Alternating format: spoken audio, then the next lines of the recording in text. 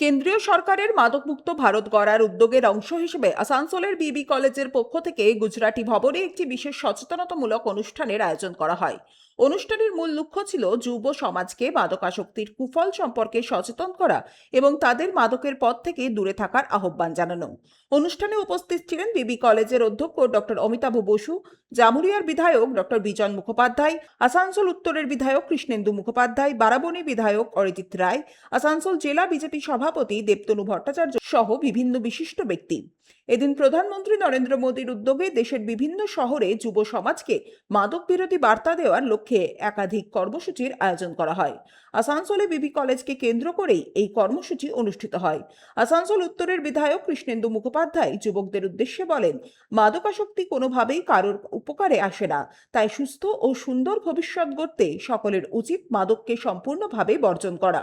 আসানসোলেও আমরা গর্বিত। আসানসোলেও এরকম একটা জায়গায় প্রধানমন্ত্রী সরাসরি কথাবার্তা বলবেন যে কলেজে যারা এই জিনিসগুলো করছে তাদেরকে বোঝাতে হবে, তাদেরকে তার পাশে সহমর্মিতার সঙ্গে তাদের সঙ্গে কথা বলতে হবে যে না, এই নেশা করলে আপনার ক্ষতি, আপনার পরিবারের ক্ষতি, সমাজের ক্ষতি।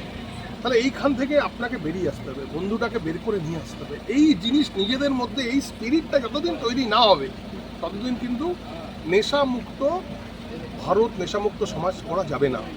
তার জন্যই যে কলেজে আজকে যে প্রোগ্রামটা হচ্ছে, কলেজের ছাত্রছাত্রীরা রয়েছে এবং তারা এই আজকের দিনের পর থেকে তারা নিজেরা অঙ্গীকার নেবে যে নিজে নেশা করব না, যে নেশায় যে এফেক্টেড তাকে আমরা সহযোগিতার হাত বাড়িয়ে দেবো যে না ভাই তুমি বেরিয়ে এসো এখান থেকে। জামুরিয়ার বিধায়ক ও চিকিৎসক ডক্টর বিজন মুখোপাধ্যায় বলেন, একজন চিকিৎসক হিসেবে তিনি জানান মাদকাসক্তি মানুষের শরীর ও মানসিক স্বাস্থ্যের উপর কতটা ভয়ঙ্কর প্রভাব ফেলে। তিনি বলেন, যদি কেউ মাদকাসক্ত হয়ে পড়েন তাহলে তার যথাযথ কাউন্সেলিং ও চিকিৎসার ব্যবস্থা করা প্রয়োজন।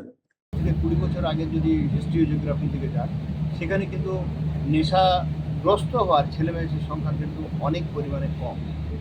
আজকে আমরা স্কুল কলেজের ছেলেকে ভর্তি করতে যাচ্ছি, হায়ার জায়গায় ভর্তি করতে যাচ্ছি, সেখানে বন্ধু বান্ধবদের সঙ্গেও অনেক কিন্তু নেশাগ্রস্ত হয়ে পড়ছে। সেটার জন্য পার্সিয়ালি দায়ী আমরা। সেই জন্য আমার যেটা একজন পিতা হিসাবে মনে হয় যে আমার ছেলে মেয়েকে সাহচর্য দেওয়া বেশি দরকার, তাদের সঙ্গে কথা বলা বেশি দরকার।